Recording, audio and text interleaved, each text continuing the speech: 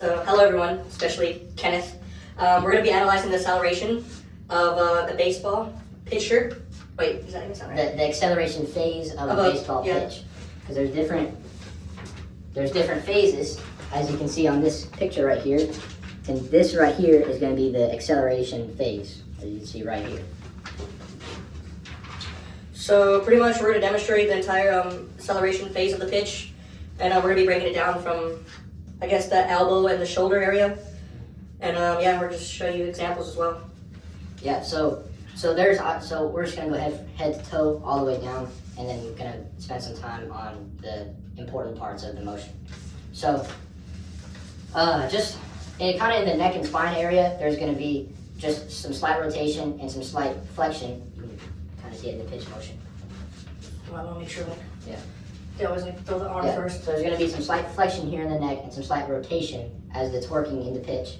And then, so with the first vertebrae, rotation, flexion, kind of often there's going to be a little rotation. And then that's just kind of used in like the sternocleidomastoid, mastoid, the scalenes, erector spinae back here are stabilizing in that motion. And then the ligaments are going to be the alar ligaments, the nuchal ligaments, the supraspinous ligaments, and the lumbar ligaments. Which I just listed kind of from top to bottom there, and all kind of in that stabilizing motion. So moving on to the main part of the motion with the shoulder and the elbow here, we're going to be able to, in the shoulder, you can show it.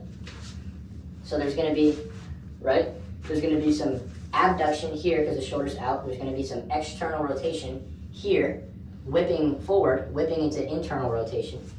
And then there's, and so that's really with the supraspinatus back here, which is connects to the spine of the humerus, or spine of the scapula, and then just kind of all the rotator cuff muscles, but really just mainly that supraspinatus.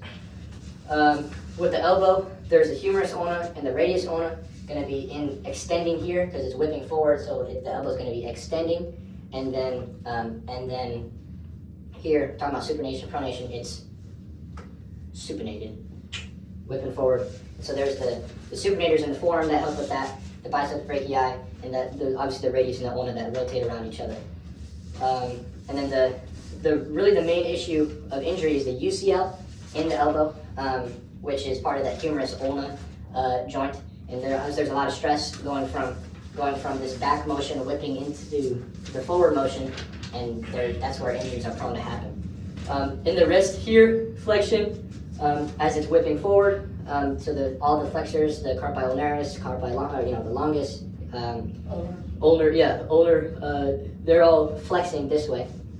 And then same thing with the fingers and the thumb, they're flexing as the ball rolls out of the hand. Especially in certain pitches. Exactly. So depending on the pitches, the hand muscles may change, but the motion with the shoulder and the elbow is relatively the same.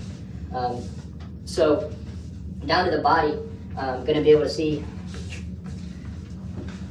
in that large picture some stabilization in that front leg. So in the hip, which is ball and socket joint, it's forward, right? And so there's flexion in the quad muscles as they're stabilizing, that femoral acetabular joint. But there's hip flexion, right? So the iliopsoas, a little bit of the iliacus in there, those muscles helping with the hip flexion.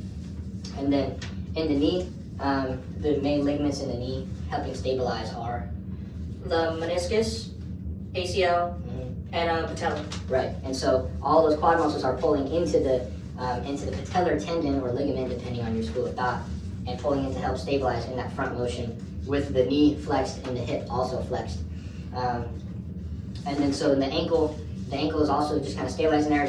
It's plantar flex to hold the stabilization, but its angle is pretty neutral. And so in that talocrural joint, the subtalar joints in there, tibialis anterior stabilizing, the gastroc stabilizing, and then in the toes, they're all flexed down, and those are, the muscles being used are, the flexor digitalis longus and the flexor hallucis longus, which is the fancy way to say your big toe. So that's kind of going from head to toe. And then Joe's going to take over some of the exercises to help inhibit injury in that hardest part right here. So there's exercises that you can use. Here's one right now. Eccentric exercises you can use for the shoulder extensions using resistant bands. Pretty much, how would we like? Yeah. So like if I'm gonna act like I'm holding the band on Joe's shoulder, like, you know, if he was holding the band here and it's fixed back here, then he can do kind of a motion like that. Then the second exercise could be isometric exercises. It's like wall sits pretty much. So I don't know if you can see me explain just. With help with that stabilization of the quad in that acceleration aspect.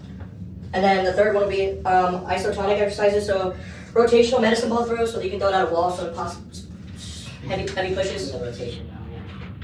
Right.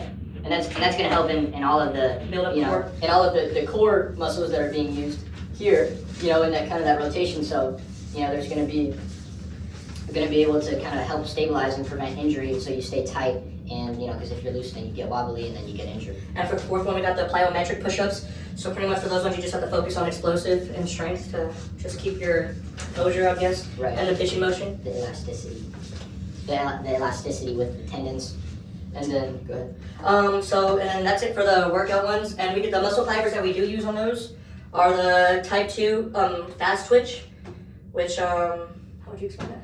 Well, because pitching is a very explosive movement, you're going from pretty much standstill to absolutely like max effort. And so with the type 2s being fast twitch, this is going to be a predominantly fast twitch type 2 fiber motion.